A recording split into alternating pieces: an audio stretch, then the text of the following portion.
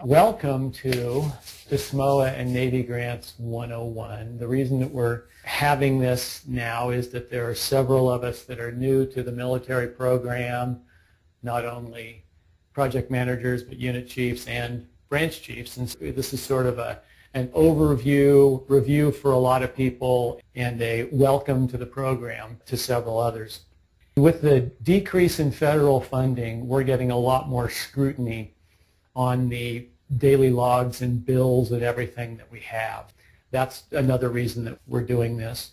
I'm Dan Ward. I'll be doing some presenting, and Tammy Axton is here, head of the grants unit.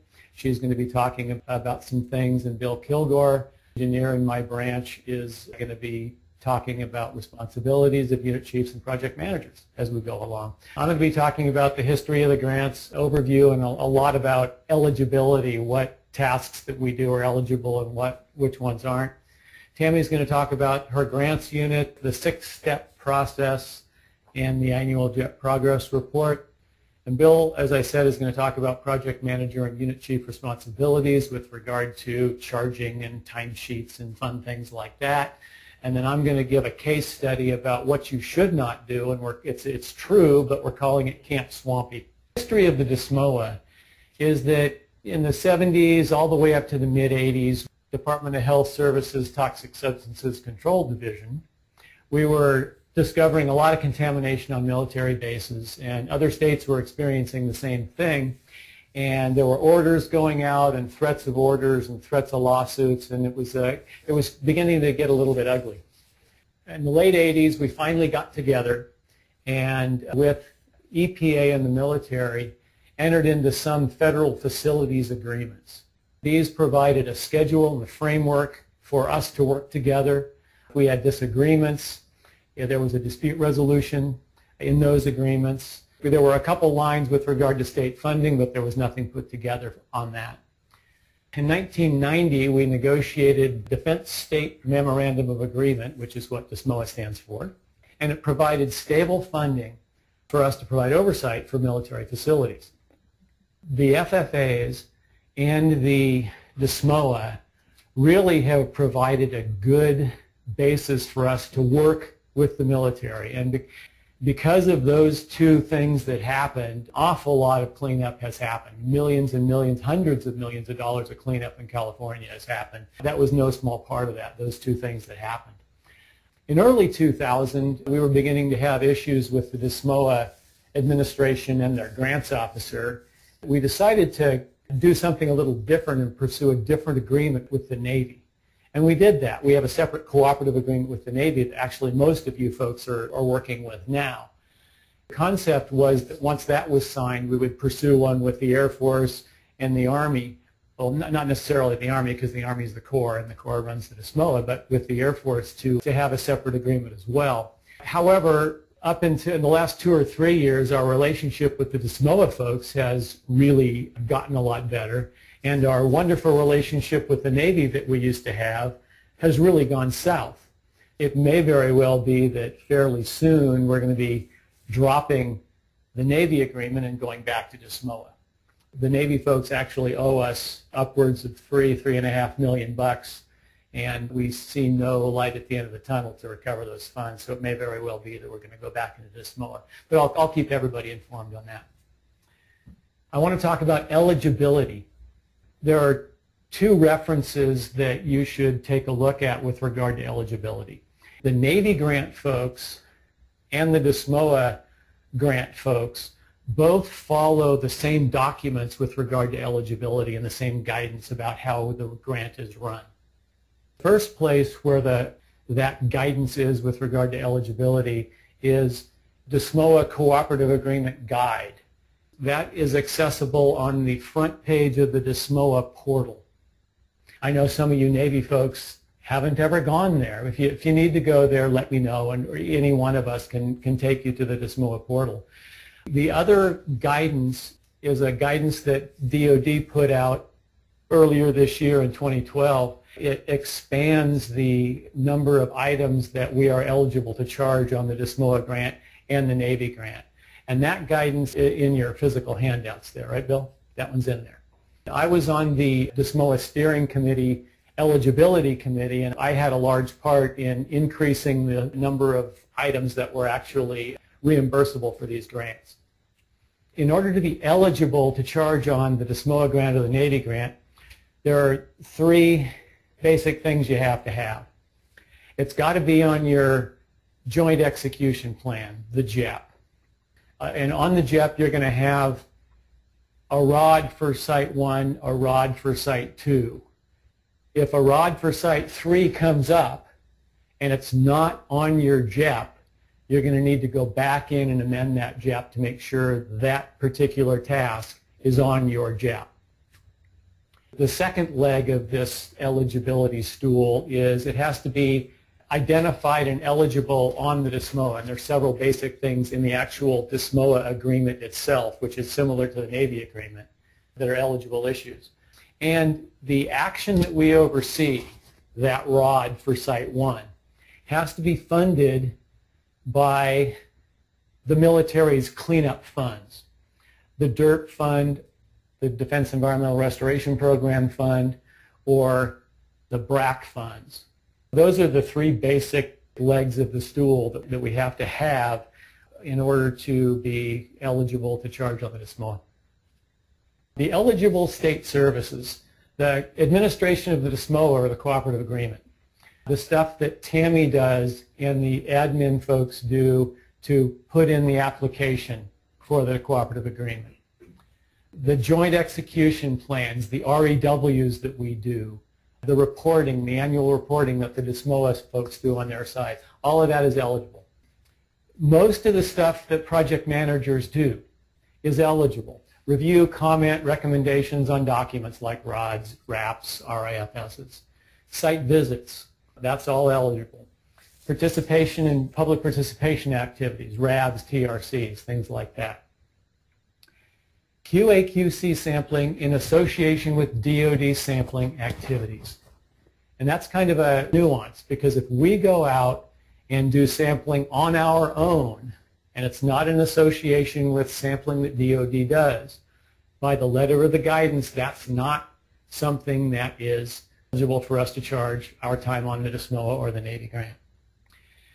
However, you know, I'm looking at Daniel and we're thinking about the North Antenna Field.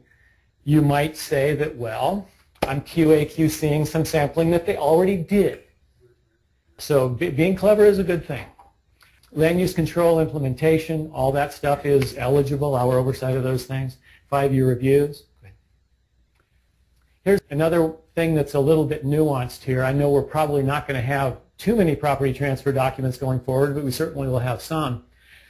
Reviews of sections of property transfer documents that address DERP-funded issues. If you get a FOST, and part of it talks about the real estate process, review of that would not be eligible to charge. Review of the cleanup work and the status of the property with regard to the contamination.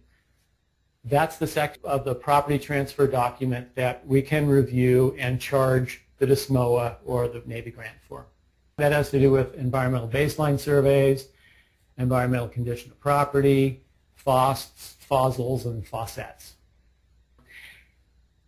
And again, for early transfer, the same thing. Early transfer, you have a lot more administrative, legal, real estate type issues that are in the big document. Spending 3 or 4 days looking at those real estate issues in the FOST or FOSET, that would not be eligible. Where we talk about cleanup related issues, contamination related issues, those things are eligible.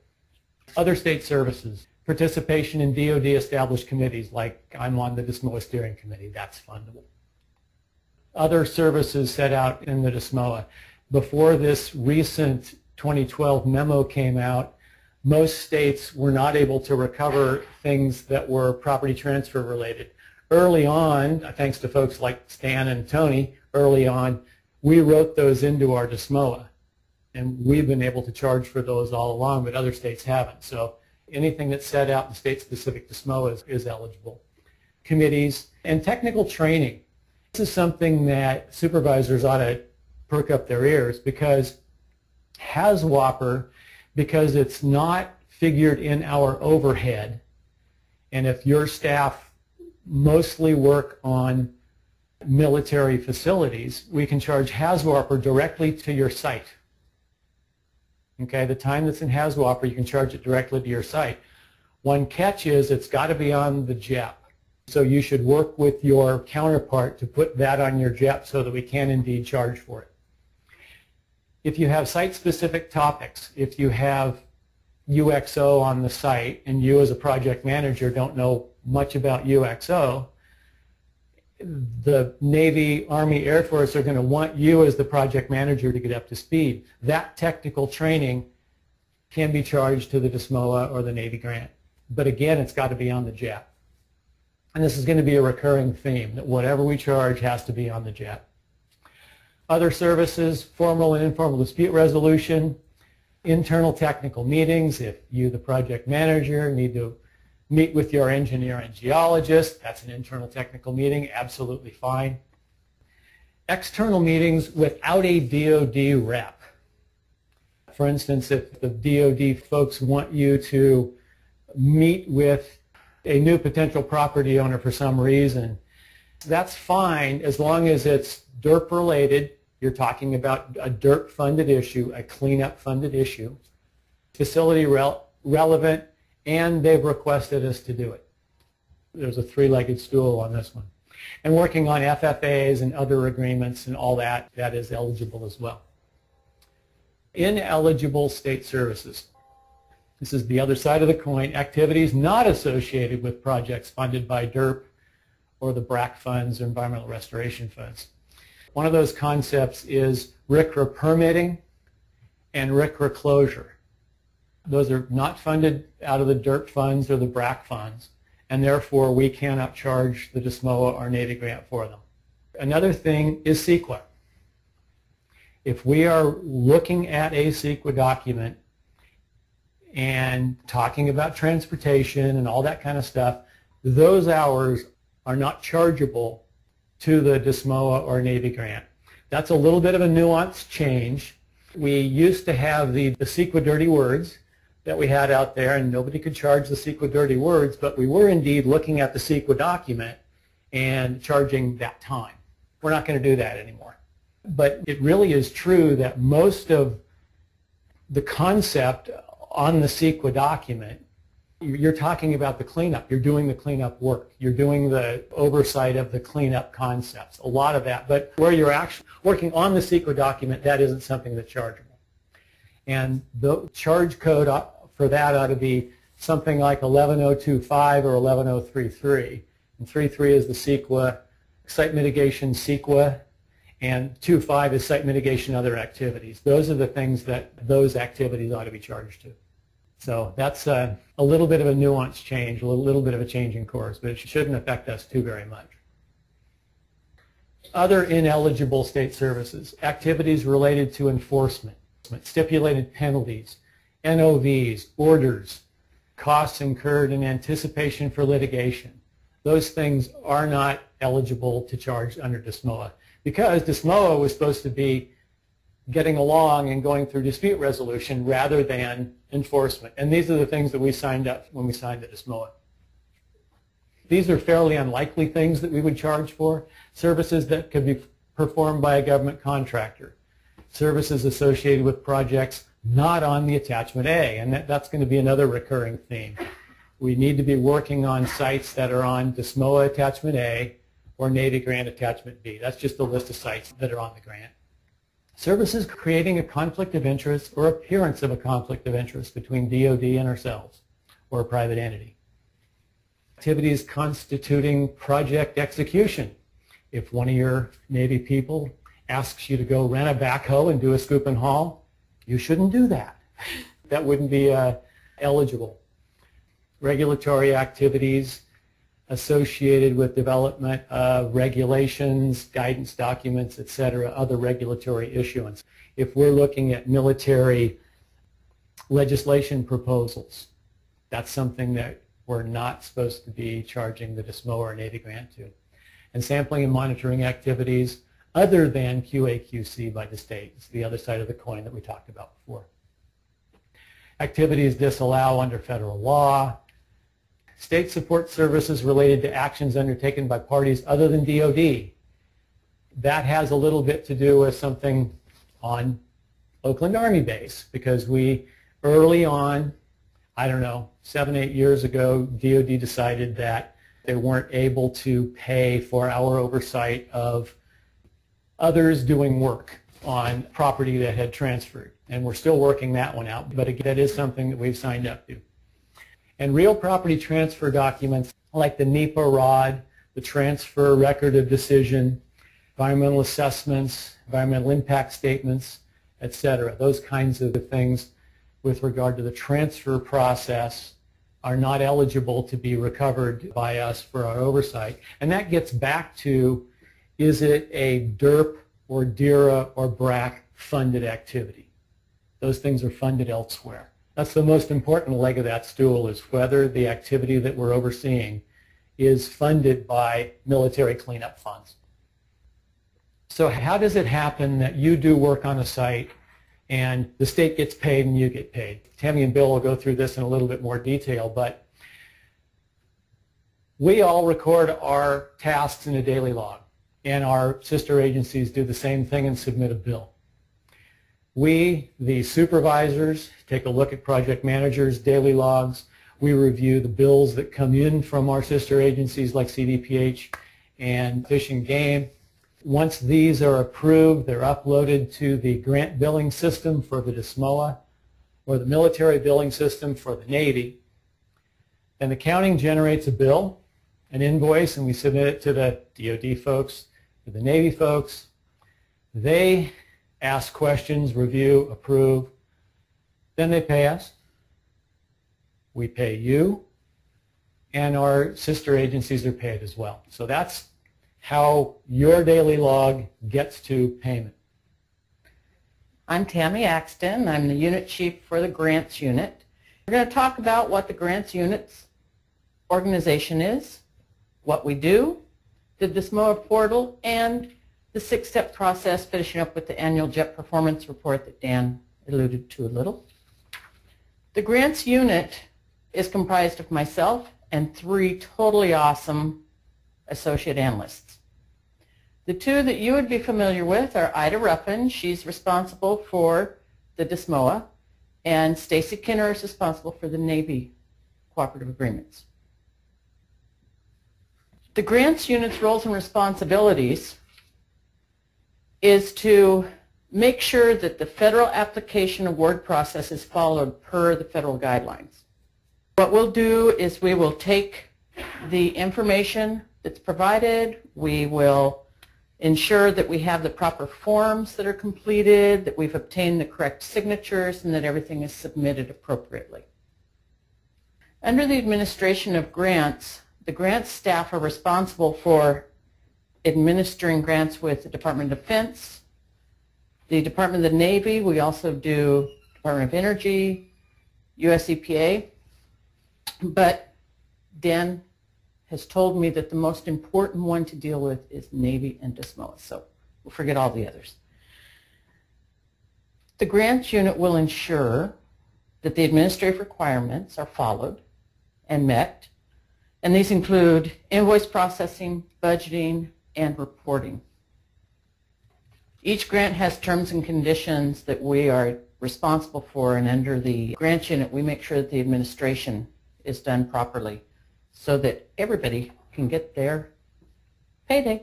We'll track the grant, we track the budget, and we provide program staff with current funding levels.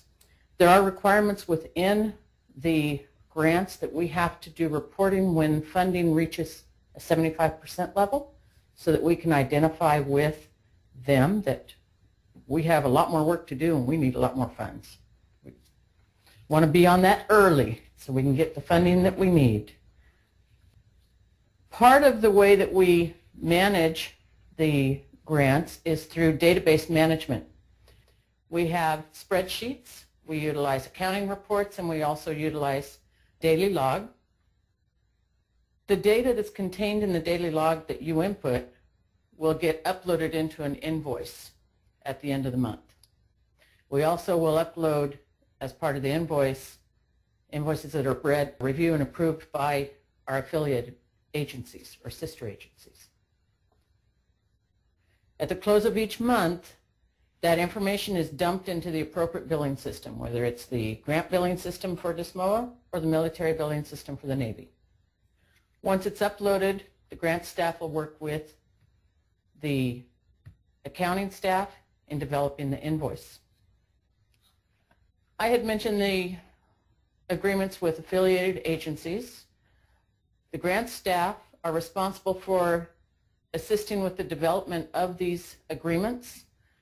We will make sure that the scope of work and all of the accompanying documents are coordinated with the contract development unit. We ensure that the correct documents get to the budget office so that these contracts can be put into place. We currently have contracts with the Department of Fish and Game, the California Department of Public Health, and the State Water Resources Control Board. And the reason why we contract with them is because they have some areas of expertise that they can perform versus DTSC performing it. We coordinate with the program staff, the contract staff, budget staff, and the agencies when these agreements are being developed so that we can make sure that it gets through the process. We'll track it, and we also want to make sure that it's distributed appropriately once it's executed. Once an agreement's in place, the grant staff will maintain a file for each agreement, and they will track the budget and ensure compliance with the terms and conditions. They work closely with each of the affiliated agencies in the invoice review. We have agencies that will do a pre-review on invoices before it has to go to headquarters for the contract administration and purchasing unit to send out official review. It's been a nice process for us to be able to look at it ahead of time and communicate with the sister agency on what needs to be changed so that we can get this invoice through quickly.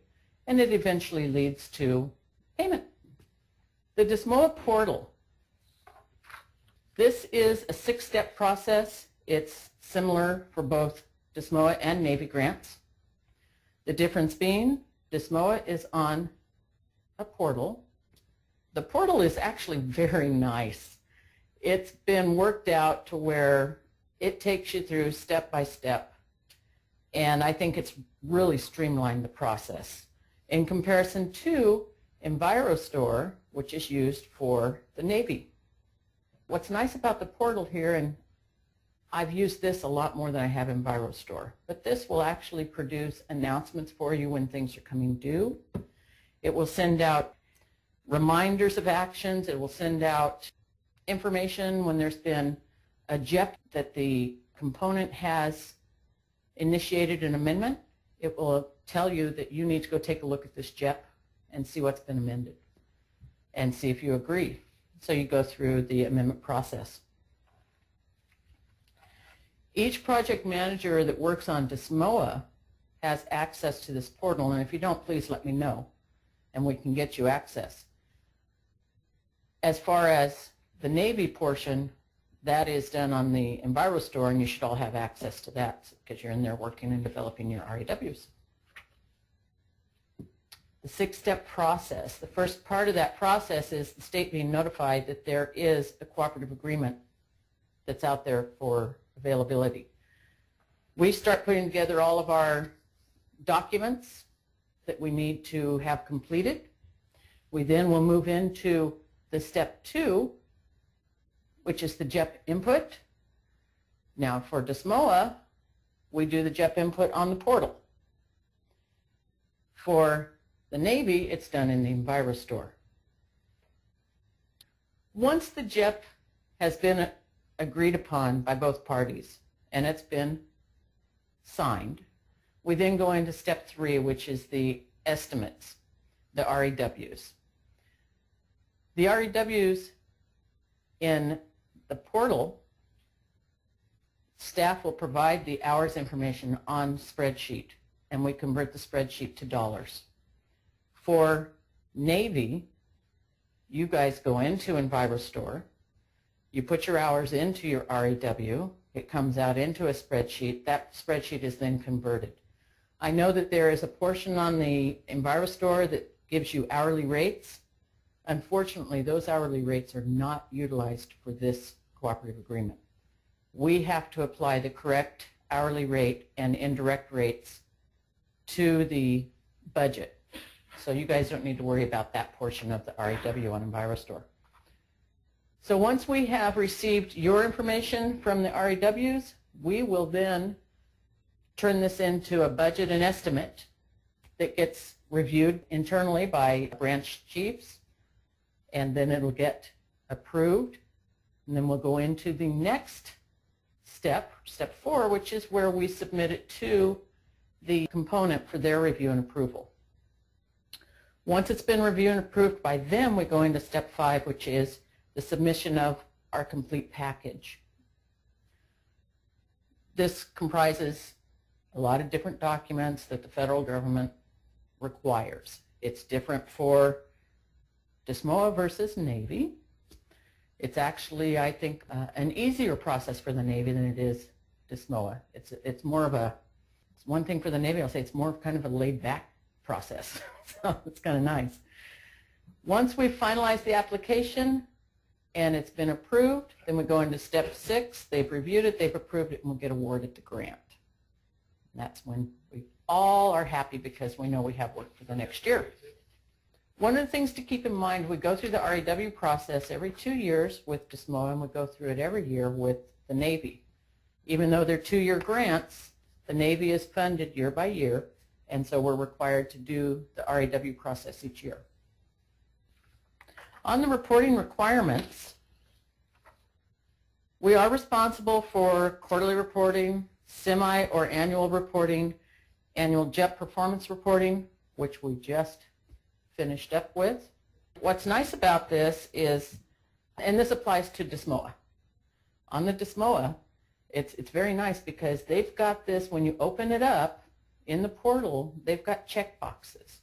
You have to identify whether you've met the goal, task goals are met, partially met, or not met. The nice thing about it is we're only measuring ourselves. If we have done what we've been asked to do, regardless of whether the component has provided us the information we need, then we've met the project tasks. We also have a note area over here that we can note if the component has not provided us with the information we need to complete certain tasks. We put that note in there so that we can bring it to their attention. But we can't complete something if they don't give it to us. So whatever we have, we complete, we've met it. We have recently gone through this process with DSMOA. We've pushed the button. We were ahead of schedule, and it was nice. We had 214 JEPs that we were probably, 98% met? That is basically what the grants does. I'm now going to turn it over to Bill Kilgore. So I would like to talk about recording tasks in your daily log, reviewing the daily logs that are generated within DTSC on a monthly basis, and also reviewing invoices and tasks by other agencies, affiliated agencies or sister agencies. And then talk a little bit about reimbursement in general, some real key items with respect to reimbursement, and also talk a little bit about site codes and looking for a site in our various databases and how that can end up being kind of complicated. So for recording your task in daily log, it's important to be detailed and accurate. When you're recording what you did, think about this. 3 years from now, somebody's going to come to me and say, what does this mean? What were you doing? Provide me some more explanation about what you did for this task on this day. Because that's about the time period that it takes for questions to be asked. It's either from 3 months to 3 years. And so by the time that people start asking questions about your daily logs and what you've entered, it's permanent. You can't change it. We can only go back to last month to change our entries in daily logs. So think of it as a permanent record. And the idea is to write down just enough so that 3 years from now, when somebody asks you about it, you can look at that description and sort of start to remember about what you were doing on that day or what the activity was. That's a real important thing, to remember that what you write down for that day is permanent. Probably never get to change what those words say on that screen. The other things to think about is the task you're writing about synchronized in time with events that others participated in. In other words, is everybody writing about the meeting that they participated in on the day that they actually went to the meeting? Things like that. Try to make sure that you're writing about things that if they happened with other folks in your project, that you all write about it on the same day in the same activity. One other thing is the PCA code appropriate for the activity described.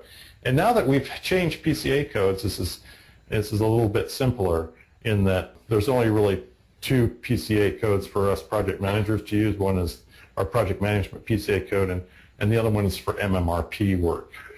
It's important to make sure that we're using the right PCA code, but there's not too many things we can do wrong with those. Anybody have an MMRP site in Berkeley? I don't think so. So maybe that's not even an issue. Here's the PCA codes we have now. There's 4 of them. And like I was talking about before, there's an MMRP PCA code for both the SMOA and Navy. There's technical support for the geologists that work on your site, everybody else who, toxicologists. The grant coordination PCA code is sometimes misused. You have to be careful about using that. It's not the place to put your admin work, and it's not the place to charge time to increase your billable rate. That's really not an appropriate thing to do. So be careful with the grant coordination PCA code. Don't do your admin work, don't do your general filing under that PCA code. It has to be related to SMOA or the Navy in general. Common issues we see with task descriptions include ambiguous descriptions. When I was putting the slide together, I looked back on some of my work at Mare Island. Here's an entry I had. Review C3 draft RIFS. If somebody said, so what were you doing as part of that review that day? There was no way I would be able to tell anybody what I was doing. If I would have added just a little bit more information like review RIFS sections blah blah to blah blah, that would help me focus down where I needed to look to provide more information. In addition to that, the same description repeated. When I found this entry, I noticed that I repeated it for about 3 or 4 days. It's a signal to anybody who sees your descriptions that you're just kind of plugging hours and you're really not being specific about what you're doing. So it's important to be specific, have a unique entry for every day in what you do. If you're reviewing RIFS for more than 1 day, put in the sections you're reviewing or put in some description of what the issue is you're looking at, just to help you and help other people understand more exactly what you're doing. Don't use large blocks of time for small tasks, like 4.5 hours for filing. You may be filing for your site for 4.5 hours, but don't just put down filing for 4.5 hours. If you're going to be doing stuff like that, it's appropriate to do it, but you need to describe more in detail about what that was that you were doing. So be careful about that. So one of your jobs as project managers is to review the daily logs for your site for DTSC. And the same thing goes when you're reviewing daily logs for your site. You should, I would tend to do it right at the beginning of the new month, like right about now for last month, so that if there's stuff that you think the person other than yourself needs to change, then you can talk to them on the phone and get them to change it electronically so that it's, before it becomes permanent next month. If you can do that right at the beginning of the new month, that will help make things smoother and easier for other staff to change things. But you are, as a project manager, part of your job is to look at those activities and help make the record as accurate as possible so we can get reimbursed. So you look for the same things as you do for your own. Are the hours and tasks appropriate for what was supposed to be going on? Is there any repetition? I remember when I was working on a Navy site and the Navy was being persnickety, we had a toxicologist who was reviewing it was only about a 3-page memo, but it was for PCBs and congeners, and there was just some new information about toxicity of congeners. So she spent a lot of time on it, but the problem was that she just had one entry. She put that same entry in day after day after day after day. That raised red flags. She needed to be more specific about what she was doing. You don't necessarily have to identify in the data, have your folks that work help you identify in the task description what the product was, but think about what their product was. And if you're not sure, you might want to talk to them and say, so what was this related to? You know, what were you working on? It will help you manage what people charge to your site, because when it comes time to defend what your tasks descriptions are for that site and your hours, you get to be the one who probably gets to put together the narrative that describes the issues. As usual, it's the project manager who gets to do the hard labor. Another job of the project manager is to get other agencies to have input on their project. The work that other agencies do is charged to your site through our contracting that Tammy talked about. For Navy sites, it's generally Fish and Game and CDPH, because the regional boards have their own contract with the Navy. We don't have to worry about the water board with respect to Navy sites. For DeSmoa sites, the water board contracts through us for that work. Other agencies, they have challenges too, because they have a whole accounting system and financial system in duplication of what we have. And they aren't as familiar on a day-to-day basis about what we do and the way things work. I guess what I'm saying is help those agencies. When you see a problem with invoices, try to help the people that are working on your site to get a good accounting of what they have been doing. You know, my work on Hunter's Point for July probably isn't really a good description of the work that another agency was doing. You can help them do better than that. The folks in the grants administration have coordinated with Fish and Game and CDPH, and we get draft invoices. In other words, they haven't been officially submitted. So the clock isn't really started, but it's close. What you see when Debbie sends out invoices for your review is a draft invoice. So there's the ability, if we turn them around really quickly, to have the CDPH or Fish and Game change their daily log entry in their system so that the invoice comes back looking much better in its final form. When you get an invoice, try to turn it around as soon as you can, and look for the same things that you look for when you're reviewing your daily logs or the daily logs of somebody else in the department that's been charged to your site.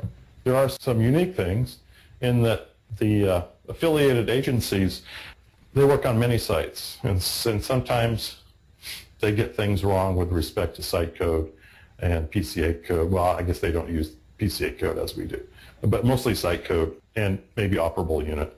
Check those things, make sure that the site name is the site that, and the work that's described are the site that you're thinking about. Sometimes they'll describe work that they've done on one site but name it another site. That's the most often problem I see. And also the other most often problem I see is very short descriptions about what they did. Look at those things, try to turn them around as quickly as you can. If you see a problem, help them out by contacting them and letting them know that there might be, you know, an issue with this and that they'll be probably hearing about it. And if they don't, they should contact their supervisor and try to straighten it out real quickly so that the invoice will go through smoothly. And there are some basic things about reimbursement from the grants that project managers and supervisors need to think about.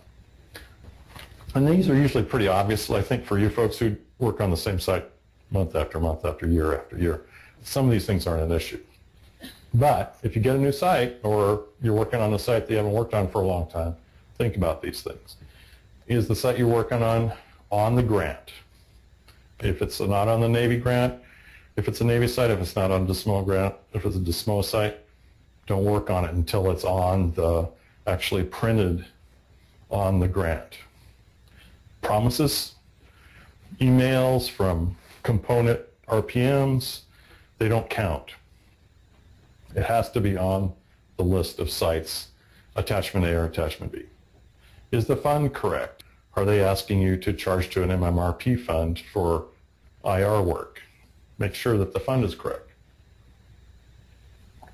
And is there a finalized joint execution plan? Not a draft, but a finalized that has the tasks that you're going to work on listed on the JEP.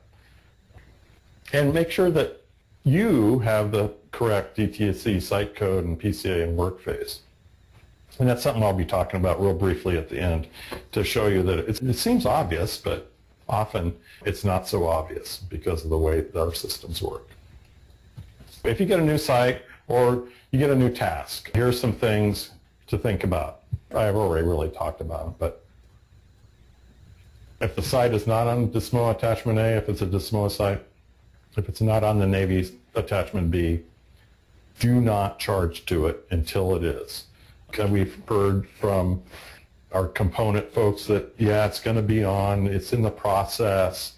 If you just could work on this one document right now, that'd be great. And then as soon as you provide them some feedback, even verbal, and they get a feel for how things are going, they quickly forget that their job was to get it on the attachment. And so it doesn't get on, and so you charge more and more and more time. You end up at the end of the grant cycle with a bunch of hours and a bunch of money that we can't recover our costs on. It's really important to make sure that the site you're working on is on one of those attachments. And it's also important that the tasks you're working on are on a finalized JEP.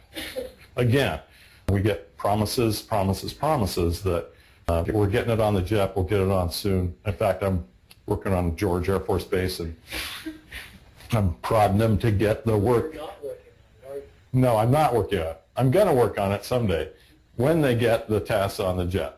And it's funny, DSMO folks on the DoD side, it seems like they know less about the DSMO portal than we do. I'm just about having to have a tutorial for the DoD project manager about how to get the tasks on the JEP.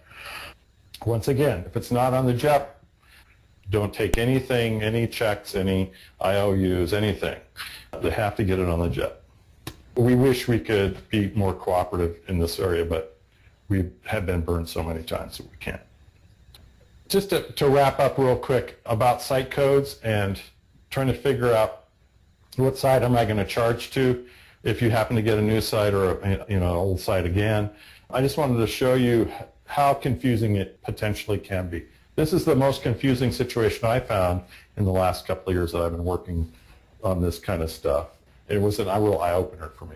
There's a site, Marine Corps Logistics Base, Barstow, or Barstow Marine Corps Logistics Base. It's a Marine Corps site, and it's in Barstow, I guess. This came up in another context, and so I started looking into Barstow and Marine Corps Logistics Base. It's both on Attachment A for the DSMOA, and it's also on Attachment B for Navy installations. The DSMOA Attachment A does not have site codes, so we can only use the words, and often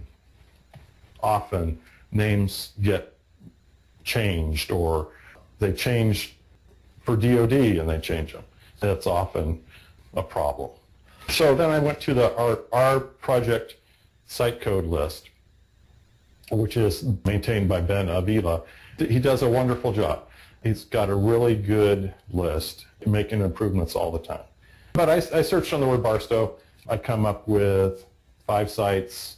One is Navy, and 4 by the work phase you can tell Navy or DSMOA. A couple of 3 different site codes, a few different EnviroStore ID numbers. Some names you wouldn't even think were a Barstow. Daggett Army Airfield is in Barstow, and it's a DSMOA FUD site. So there's 5 possibilities. So then I went to our grant billing system and our military billing system, which all of you as project managers and supervisors can see. You can search for projects in there if you want to. But if you're looking for a site in the grant billing system, the military billing system, which is our database for getting daily log information and generating an invoice, you can't. I searched both of those on Barstow and got Barstow Daggett Airport I got the same sites, a few FUDs, one Navy, 3 MMRP sites, 1 IR site. So, I got something a little bit different, getting more and more confused now. The next thing I looked at was the Envirostore list. Using Barstow again, I came up with even more variations on Barstow. I even came up with Barstow disposal site, which there's one that's a FUDs. It's a Dismoa site. And I came up with a French version of Barstow Daggett Airport, Daggett, or I don't know how you pronounce it if you knew how to pronounce French. But anyway, the point is that when you're looking for a site code, and you want to make sure you charge it to the right place the first time, because for instance, if you work on it for 12 months and charge every month and it happens to be the wrong one, and you get to change your timesheets for 12 months, it's really not very much fun. And so this is just to emphasize that be careful about what site you charge to. I think that's all for me. I think Dan Ward is going to go over a case study called Camp Swampy. When I think about Camp Swampy, I think about if any of you have or had young kids, remember the stories that featured the Berenstain Bears? Remember those? The operative phrase toward the end, when they'd all screwed up, the parent would say, "And now, son, this is what you should not do." That was always the operative phrase in every one of those. Well, Camp Swampy is what you should not do. It's a real site, and the names have been changed to protect the guilty. It's got several examples on several levels of things where we might have improved. Okay, Camp Swampy, closing Army base, NPL, and that might narrow it down for you. Not in the Berkeley office. So, in preparation for the 1012 JEP, made up the JEP. Everything was fine. Life was good. Everything got signed up. The funding was assigned. The JEP was assigned. Everything was great. But right after all that stuff happened, a few things happened. Brand new contaminant. Brand new work. Brand new OU. They decided to do an early transfer. And there was RCRA permit and closure work going on. So the start of the problem was the BCT, Army, DTSC, and the Water Board. No one thought to add new tasks to the JEP, and no one thought, gosh, this is a whole bunch more work. We need to ask the Army for more money. And so the bottom line is about 75% of the way through the 2-year cooperative agreement period, we were significantly over the agreed upon funding that the Army gave us. And because the JEP wasn't changed and we didn't request more funding, the Army withheld payment. And they're still withholding payment. And in keeping with our Dismoa, with the fine print that nobody ever reads, we signed it, they have the right to withhold payment if we didn't request an increase in funding. What's the problem? What's the fix? It's a huge fix to a problem that was very, very preventable. We in the Army are in the process of changing the 1012 JEP after the cooperative agreement period. And that's still pending because the Army person that we're working on is very unresponsive. As they can, the Army requested daily logs for all of 1012 for both ourselves and the Water Board, indicating which hours were associated with the old JEP and which hours were associated with the new increase in funding that we were asking for. And sometime, like I said, at the end here, we realized that we were charging RCRA closure and RCRA permitting to the Dismoa grant. And I'm sure you guys paid complete attention when I was talking about eligibility. I'm sure those things aren't eligible. We can't charge them. We need to go back. We and the Water Board are going to need to go back and change nearly every timesheet and charge to the RCRA grant as opposed to this SMOA. And the water board, because they don't have a RCRA grant, they're going to have to just flat eat the hours. This situation really resulted in a huge number of hours. It's going to result in dollars that the state is going to have to eat. And it was very much preventable. And realistically, I'm going to take some of the guilt here, some of the responsibility, because yes, the project manager should have understood to do this, but we should have had this training a while ago, and if we'd have had this 2 years ago, indeed this wouldn't have happened. But this is a good example of what you should not do. Again, this situation resulted in a lot of hassle, a lot of hours unnecessarily spent to fix the problem. One of your colleagues and myself are a little bit guilty for this whole situation. So the lessons, this is something that each one of us have talked about. The JEP must accurately describe the tasks that you will work on during the cooperative agreement period. If tasks change, you got to change the JEP. Make sure you include enough detail. So if DoD requests daily logs, you can recall what work was accomplished. Some of these daily logs just said RCRA work.